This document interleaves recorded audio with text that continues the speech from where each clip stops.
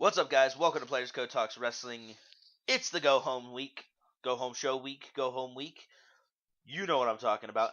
For Money in the Bank, and it's not only just a normal run of the mill Money in the Bank. We are guaranteed a brand new WWE World Heavyweight Champion. Yeah, from the rumors, I'm not that excited. But before we'll get into all that later on in the show, we're just gonna jump right into Raw happening on Monday. I'm trying to keep the shows a little bit shorter. So, show opens. Stephanie comes out. If y'all remember last week, Vicky Guerrero was bringing Stephanie coffee. Roman Australian now. Roman Reigns spiked the coffee. Stephanie got sick, threw up all over Vicky. Triple H and Stephanie had to leave, and then Vicky put Roman Reigns in the Battle Royal for a spot in the World Heavyweight Championship match at Money in the Bank, which he was not supposed to be in, according to Triple H. So, that happens. Stephanie calls Vicky down to the ring. Vicky basically says, please don't fire me, please, I'm sorry, blah, blah, blah, begs for her job. And Stephanie says, alright, there's two options. I can fire you, or you can stay on as GM of SmackDown if you can win a match tonight. And Vicky's like, oh, who am I going to compete against? And Stephanie goes, me. And so then we get a nice little thing where she goes, the only name people respect more in this business than McMahon is Guerrero. It was awesome. And they actually got some Eddie chants, and it's the whole thing is kind of silly, but it's a very touching thing at the end. So that happens. So we're gonna get Vicky versus Stephanie later on in the show. Then we get Jimmy versus Luke Harper. Harper and Rowan, now when they don't come to the ring with Bray, basically just have like a harmonica playing the whole world in their hands. No Titantron. It's completely blacked out in the arena. It's actually really creepy and kind of cool. I kind of like that it's different from Bray's entrance, and I actually would kind of prefer if they kept it kind of minimalistic with the no Titantrons, the no all that stuff, just the very creepy ass country music. This match was about 30 fucking seconds long. Harper just destroys Jimmy with a spinning clothesline, and then they roll out basically, and Jay challenges Rowan to come back and fight. So we get Jey Uso versus Eric Rowan. Pretty short match as well. Jay hits the splash for the win, so they split. They do a split because these two teams are fighting for the tag titles at Money in the Bank. So they did a split to kind of keep both teams looking good. But also, I think everybody knows the Wyatt family's a threat. I don't know if you really had to put that over, but they did a good job with the split. Bray comes on the big screen and congratulates them afterwards.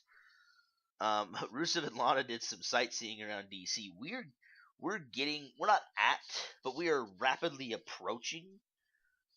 I don't know. It's hard to compare because it was a very different time between Rusev and who I'm thinking of, Muhammad Hassan. Muhammad Hassan? Is that the guy I'm thinking of? The Arab guy, the guy, you guys who know who I'm talking about with Davari and all that stuff. I think it was his name. Because it was around 2003 when he came in, and I think everybody was still really touchy about that. Whereas with the Lana and Rusev thing, I think the politics is still it's not comedic, but because there's still nothing quite going on with Russia, like nothing's been done. I don't think people are quite as angry about it or feel threatened by it in that same way they did by Hassan's character, if that is his name. Apologies if I'm getting it wrong. It's been a long time. But we're getting the amount of heat. People care is what I'm trying to say. Whereas in the beginning, it's like the crowds, obviously what Lana was saying was supposed to draw out the USA chants and people to hate Rusev, and the crowd was kind of there'd be some, but now they're rabid. It's actually, I'm glad to see them building him up. I just want him to do something more in the ring than walk in and went through puberty. Then walk in and squash a guy in 30 seconds. Because I want to see how much of an athlete he is. Granted, I could go back and watch it on NXT. But anyway, moving on. Oh, fuck me. No, it's not Fandango. For anybody who's thinking, it is not Fandango. Naomi versus Alicia Fox. Now, I'm not upset because this match was bad. This match was actually halfway decent. Excuse me. What made this bad was Naomi's Funkadactyl partner Cameron on commentary. It was atrocious. Like, it was really hard to focus on the match because I was too busy trying to claw out my eardrums from listening to Cameron. And that's the thing, is a lot of you guys are probably looking, thinking, because I've said this before. I bitched about it at least 2 or 3 weeks in a row. I want the women to have time on TV. I want them to talk. I want them to develop storylines, and that's great. I'm glad that they finally, at least something, where they put Paige on commentary, the Divas Champion, and let her talk and kind of set up a feud with Naomi. Granted, it's on the Go Home show, when this feud should have been being built from maybe the second week, but that's booking stuff and neither here nor there. But, like, and the thing is with Cameron is, I will give insane amount of props to any person that can make me hate them, because that's their job. If they're a heel, their job is to make you hate them, to be annoying, to be a cheater, to make you just upset that they exist. And when they can do that to a great level, like, say, Vicky Guerrero, for instance. Vicky Guerrero could draw nuclear levels of heat, and you don't use that term very often. Like, she could come out and the entire arena would be turned against her. And that's not to say Vicky Guerrero's a bad person. That's just to say she did a great job with that character. But Cameron just, it was like she didn't know what to say. That was the part. That was the annoying part. It wasn't what she was saying. It was almost like she forgot her script, or she fucked up and was trying to cover it up, or there was a lot of interesting comments. I was on R Squared Circle, and there's a lot of comments about why that segment just fucking sucked. And I have to agree with them that Cameron was the base of it, because, like, she kept telling Paige to shut up or shut her mouth, and JBL fired back like, well, that kind of defeats the purpose of commentary. And the like, Michael Cole was getting pissed at her. JBL was just needlessly not needlessly, but just relentlessly laying into her. And, Paige was watching the match. She talked about the match a little bit, tried to talk about the match a little bit, but that was the thing, is anytime Paige would kind of talk, Cameron would just butt in and shut her up, but not saying anything interesting, And so I was really, it was horrible. It was horrible. And then Cameron wins the match. Naomi wins the match, and then Paige and Naomi stare each other down a little bit, shake hands, but stare each other down all the same. So we're gonna get Paige and Naomi for the Divas title at, God, I keep going through fucking puberty today. We're gonna get Naomi and Paige for the Divas title at Money in the Bank. God, sorry guys, I didn't know my balls were gonna drop during this episode. But yeah, Cameron sucks. Like, I appreciate them trying to give time to the Divas, but Cameron sucks. I'm sorry. Sheamus and Roman Rage Roman Rage. Can't fucking talk. Sheamus and Roman Reigns are backstage exchanging some words. Actually, kind of a good segment, because it was them kind of, Sheamus kind of talking to Roman, and Sheamus is like, tonight we're a team and all that shit. And then it's like, but come Money in the Bank, we're gonna, we gotta go head to head.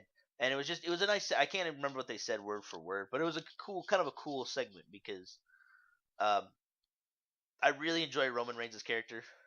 He does really well at that man of few words kind of thing. I wish he had, I don't know, but anyway, and I actually kind of enjoy Sheamus. I don't know if he should be as, like, the top dog that they've built him to be, but I like Sheamus. He seems like a cool guy, kind of the whole fella thing. I mean, everybody's got to have their catchphrase, I suppose. But anyway, kind of a cool segment. Titus O'Neil versus Bo Dallas. Since Bo has come to Raw, the crowd has gone from not caring at all and you guys can go back and listen to the old episodes. Obviously, why would you? But if you go back and listen to the old episodes, the crowd didn't give a shit for Bo for about the first 2 weeks, and then he started doing He started doing his post-match promos, his pre-match and his post-match promos, the victory lap, the winning one exchange of moves and rolling out and saying, "I'm winning, I'm doing this." I'm a believer at this point. Like, I am totally buying into Bo and his character. He does it so well, and that's what I like to see. The funny thing is, him and Bray are brothers in outside of the real life, obviously, and it's so interesting to see that Bray does so well with his character and Bo does so well with his, and it's amazing. And I love Bo. I think he's great. The crowd actually chants for Bo, which is amazing. The match only lasts 45 seconds. Titus kind of overpowers Bo, and then Bo gets in one hit, hits the Bo dog, and then the best part of this match segment was he looks at Titus O'Neil and goes, "Hey buddy, I'm 9 and Bo," and I put it in quotes so I remembered it because that was the funniest fucking thing I had heard. Because everybody been saying, "Oh, he's 7 and Bo, he's 8 and Bo." JBL had said it, but when Bo just went, "Hey buddy, I'm 9 and Bo," it was perfect. I can't get enough of this guy. I really can't. I think he's fantastic. So go watch, Bo leave, damn it. That's all I got for that. Oh yeah, Triple H comes out to announce who will be in the Money in the Ladder. Money in the Ladder. Fuck. I apologize, guys. Money in the Bank contract ladder match at the pay-per-view Money in the Bank. We're gonna see. Now, as you guys know, Seth Rollins was put in when the match was announced. And so now we're going to see Kofi Kingston, Jack Swagger, Dolph Ziggler, RVD, and Bad News Barrett, along with Seth Rollins. I will get to that when I get to SmackDown. There is something that we have to talk about with that. But Triple H does this kind of funny thing where he does a nice British accent whenever he talks about Bad News Barrett. It's kind of funny. And then he does this where he's talking about who he thinks is going to win. And he's like, could only be RV, and then he just fucking starts laughing. And he's like, no, fuck no. But so Seth Rollins comes out. Seth is so good on the mic. It's crazy how good he is on the microphone. It's just I love it.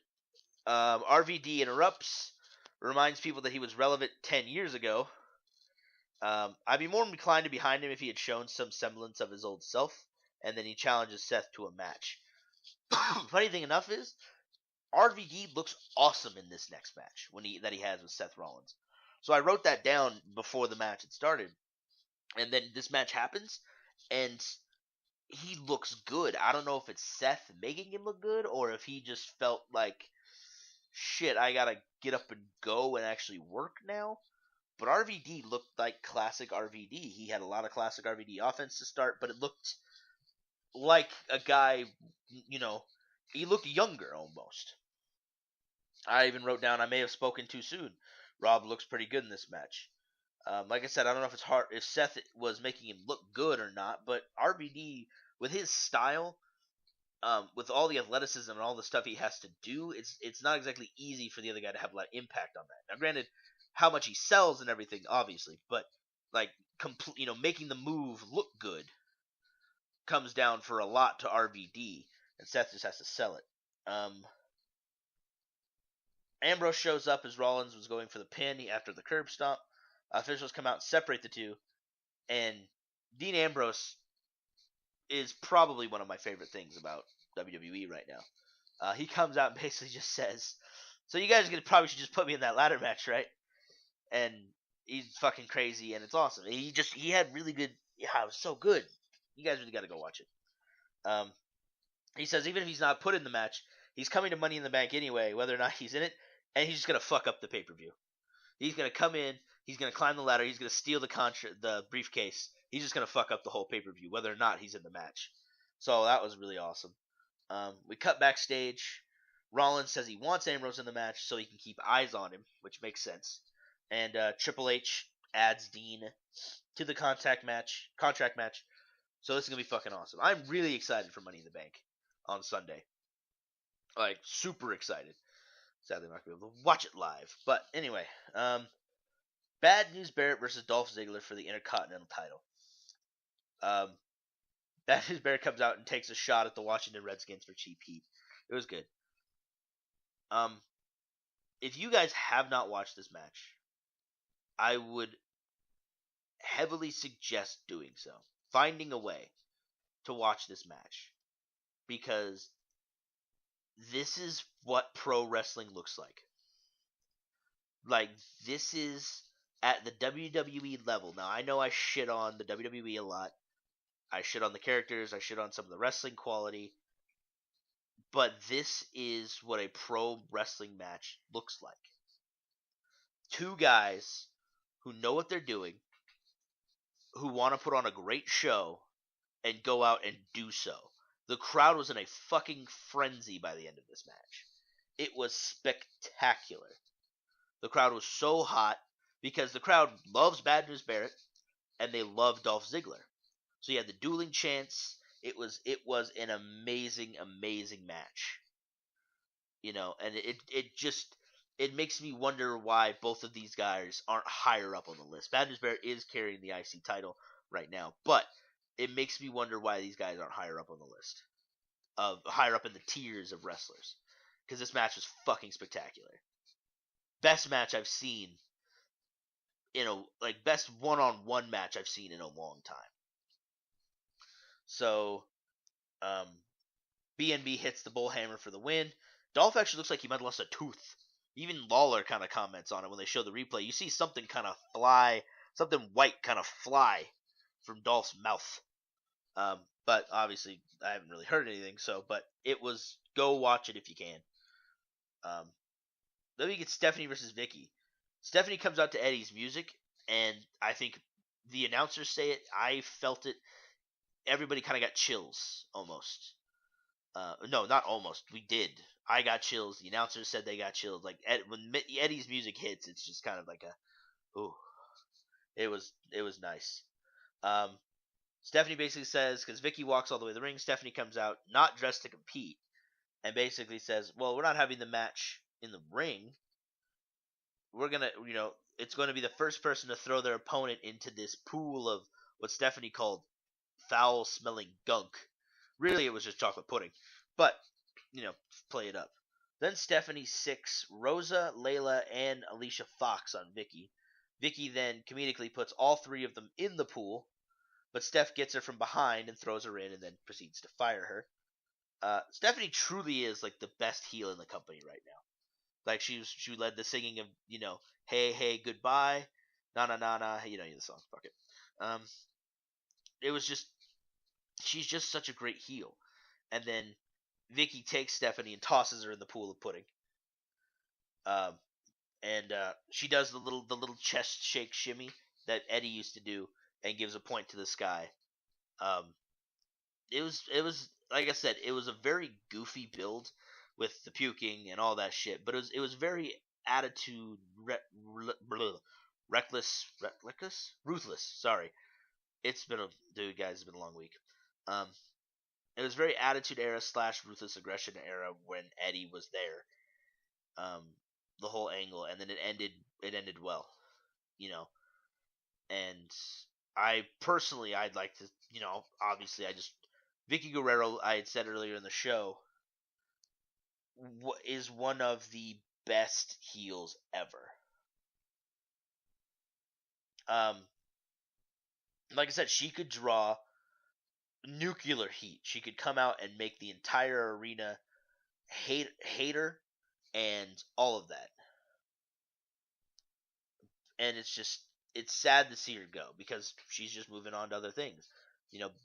Both sides, it's not like, one side hates the other or there's any bad blood. It's just she's moving on to other things. Better things, but other things.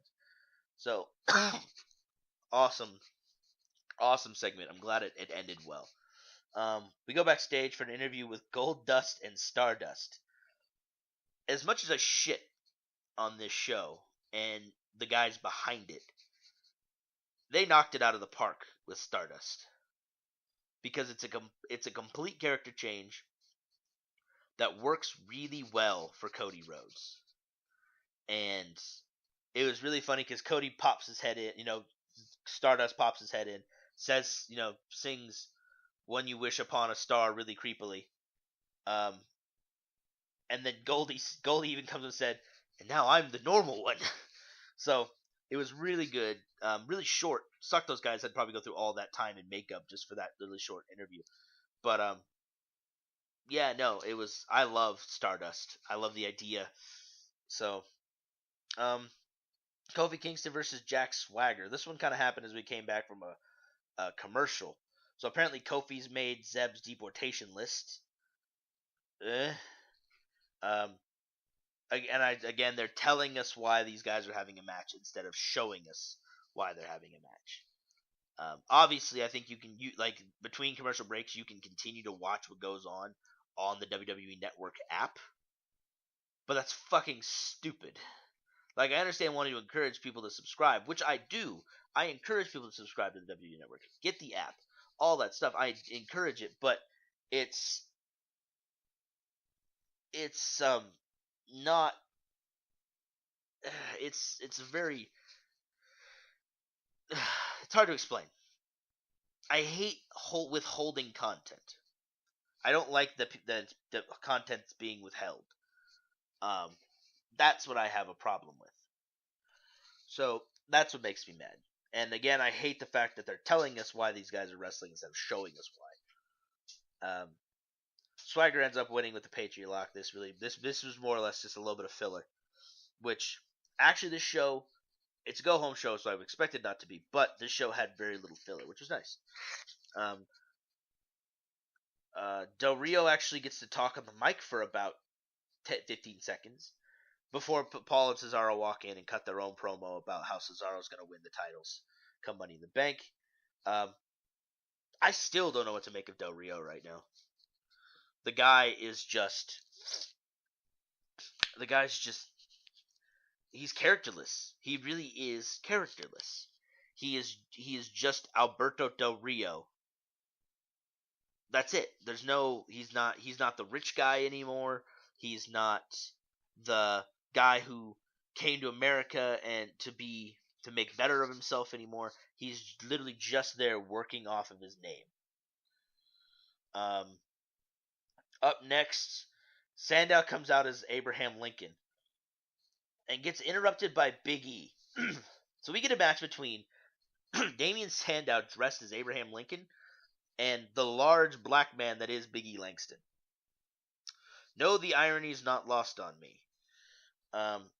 This is complete filler. Last 45 seconds, Big E hits the big ending.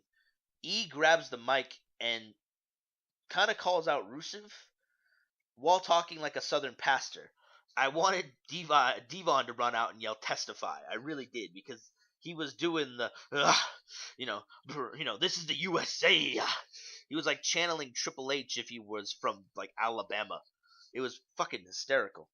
Lana comes out to distract him. Rusev hits him from behind and beats the shit out of him. And so it looks like this could actually be a rivalry, which would be good because I want Rusev to do something. The guy has a lot of potential in my eyes, but I want him to actually show me something in the ring first. All I've seen are squashes. John Cena backstage being John Cena. Whoa. So tonight we get the repeat of the SmackDown match, pretty much. So I fucking hate that they do this. It just makes SmackDown feel really unimportant, which it is. But it makes it even feel more unimportant by the fact that we have to show you the match we already showed you again. So that's I fucking hate it. 4-on-3 handicap match: Bray Wyatt, Cesaro, Del Rio, and Orton. How the fuck Del Rio is a heel at this point? I don't know, because it's the heels versus the faces. I don't fucking know how that works. But anyway, Cena versus Cena, Reigns, and Sheamus. Not a bad match. A little clunky. Just it's kind of how those the 6-man tags or the 4-on-3 tag matches kind of go. Then fucking Kane shows up.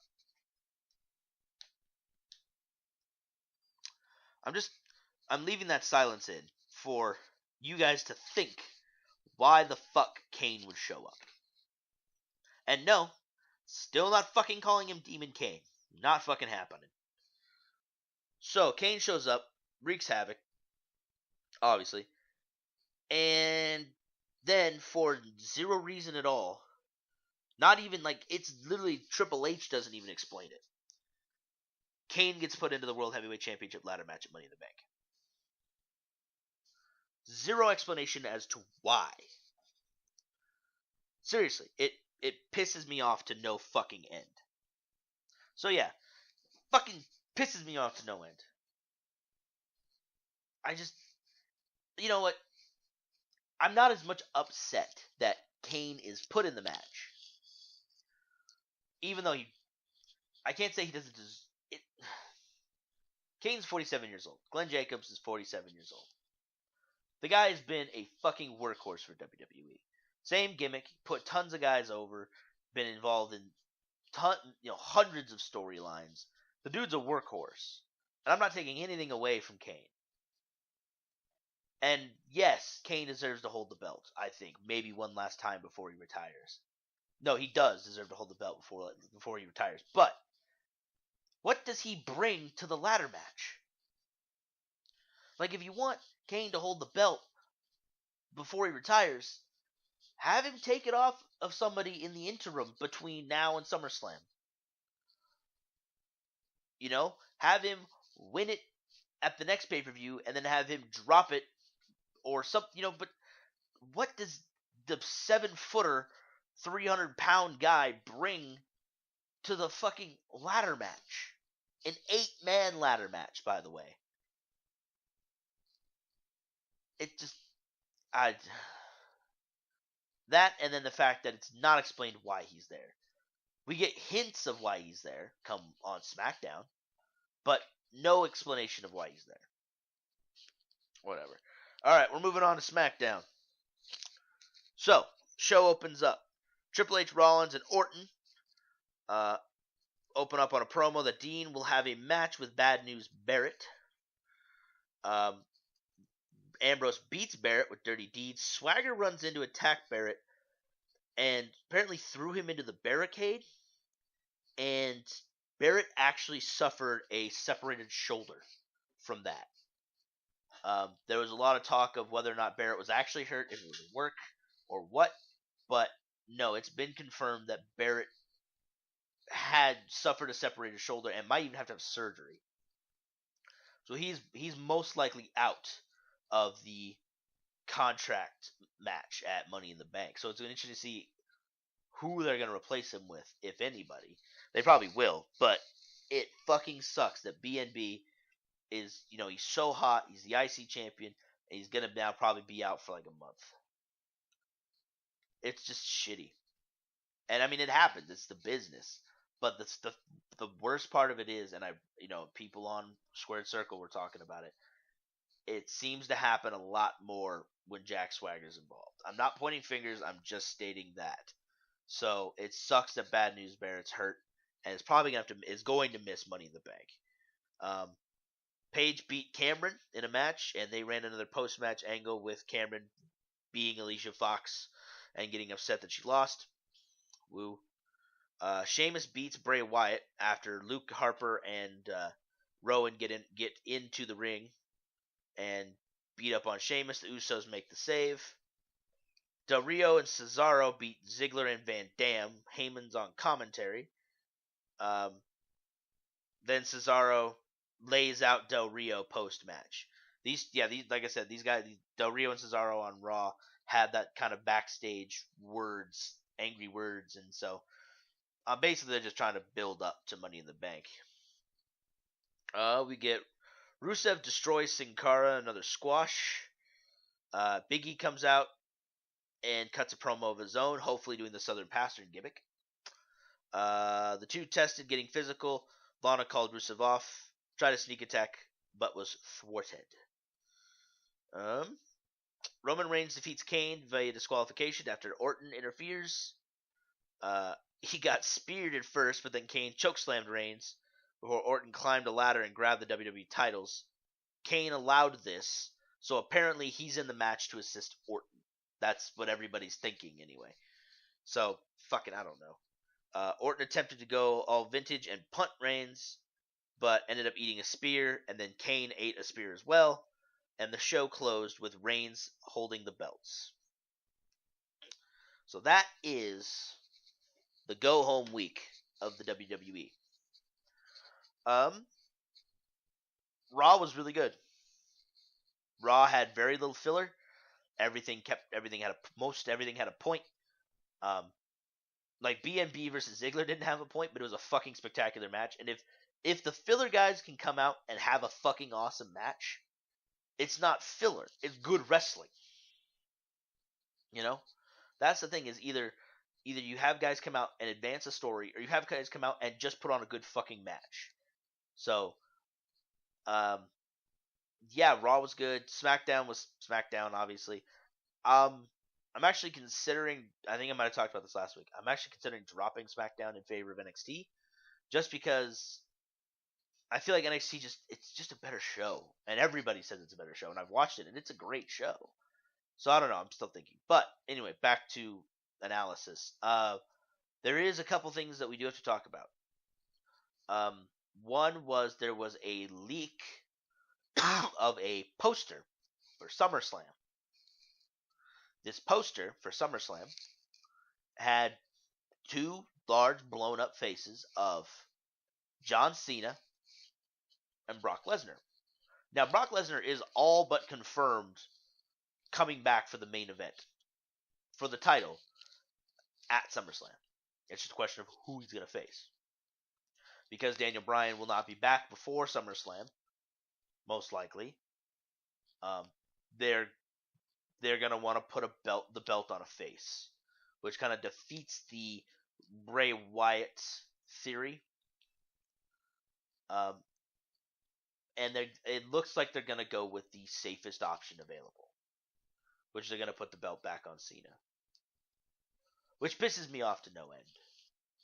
And it just, yeah, I'm not happy about it.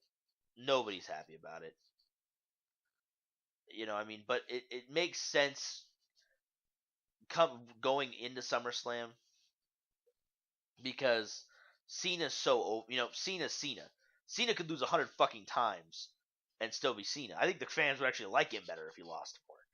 But Cena can go into SummerSlam and have Brock just fucking annihilate him and take the belt. And it doesn't hurt Cena's character at all. Whereas if you had Bray Wyatt go in, if you had Roman Reigns go in, you had, maybe Daniel Bryan go in. I think those guys they're over, but they're not quite at that point where they could take a shit kicking from Brock Lesnar and still be okay with, their character would still be okay. But then I have issues with them putting a belt on a part-timer, especially a part-timer whose paycheck has to be substantial, has to be fucking huge.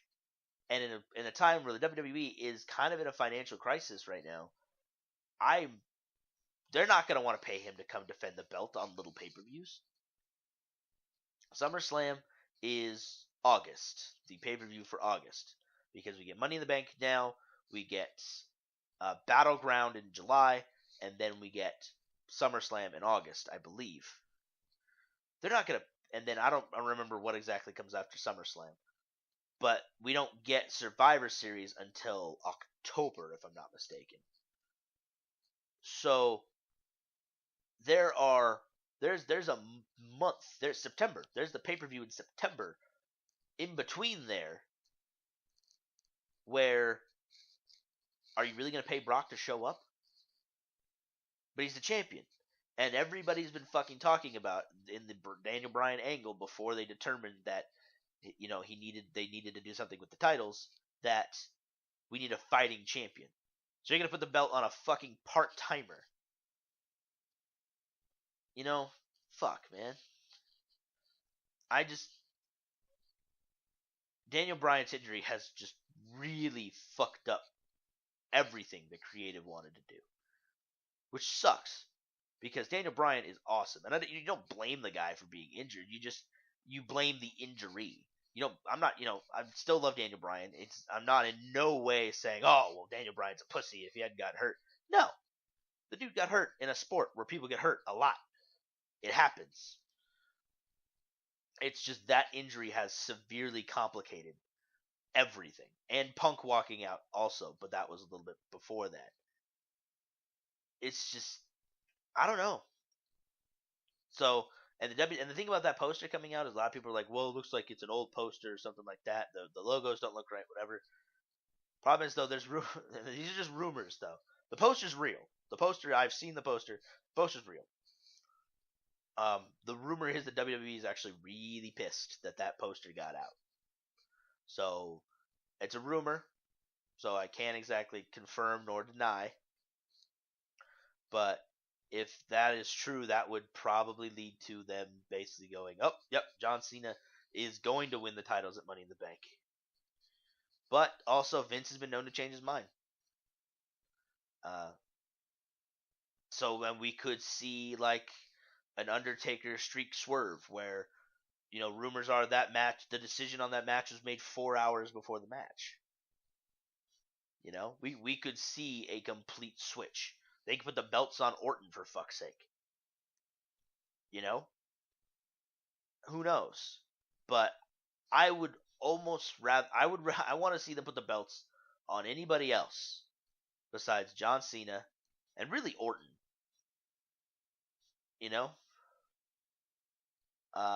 Put him on Kane.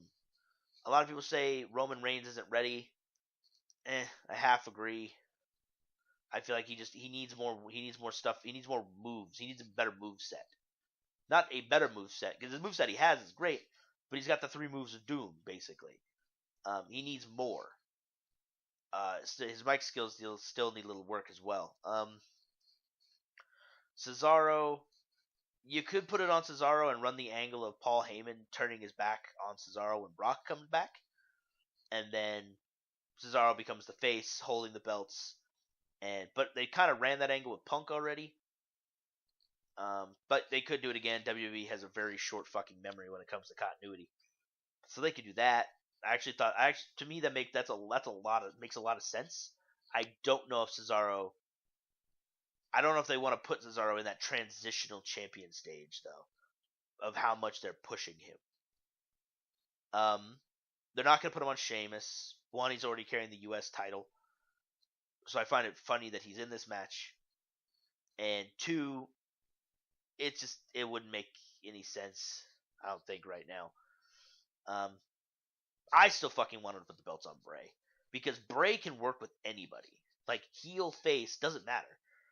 Bray can work with anybody. So I think you could still put the belts on Bray Wyatt. And 1, who the fans are going to chant for. 1, because Bray Wyatt is super over with the fans. And 2, Brock Lesnar still has Undertaker heat. So Brock Lesnar is going to be the bad guy no matter who you put him up against. So honestly, if Brock is the end point for this at SummerSlam, you basically have fucking 8 faces in this match. Because whoever you put him up against, Brock's going to be the bad guy. No matter what.